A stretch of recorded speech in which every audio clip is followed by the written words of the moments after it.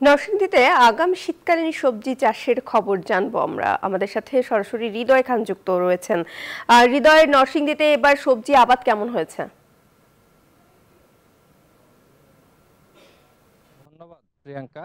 এবছর নরসিংদীতে চলতি মৌসুমে প্রায় ৮,০০০ হেক্টর জমিতে সবজির আবাদ করা হয়েছে। এই মুহূর্তে আমি রয়েছি নরসিংদী সদর উপজেলার জিনিসপুরে। আপনাকে যদি আমি জানিয়ে রাখি, এখানকার উৎপাদিত সবজি কিন্তু স্থানীয় চাহিদা মিটিয়ে রাজধানী ঢাকা সহ আশেপাশের জেলাগুলোতে রপ্তানি হয়ে থাকে।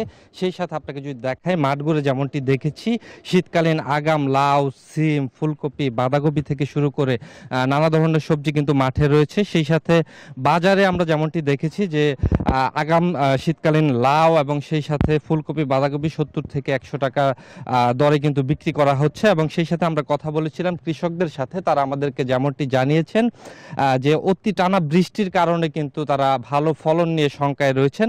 এবং সেই সাথে এনজিওর কিস্তি প্রথমবার বিকাশ পেমেন্ট করলেই ২০ টাকা ইনস্ট্যান্ট ক্যাশব্যাক। কৃষি সম্প্রসারণ অধিদপ্তরের উপপরিচালকের সাথে আমরা কথা বলেছিলাম। তিনি আমাদেরকে যেমনটি জানিয়েছেন যে এই কৃষকদেরকে কিন্তু কৃষি বিভাগের পক্ষ থেকে সব ধরনের সহযোগিতা করা হচ্ছে। এবং সেই সাথে নরসিংদীতে কিন্তু এবছর বলা চলে যে শীতকালীন আগাম যে সবজি, সেটার ভালো ফলন আশা করছে কৃষকরা। এই ছিল আমার কাছে নরসিংদী থেকে সর্বশেষ। ফিরে যাব স্টুডিওতে প্রিয়াঙ্কার কাছে। হৃদয়, ধন্যবাদ আপনাকে।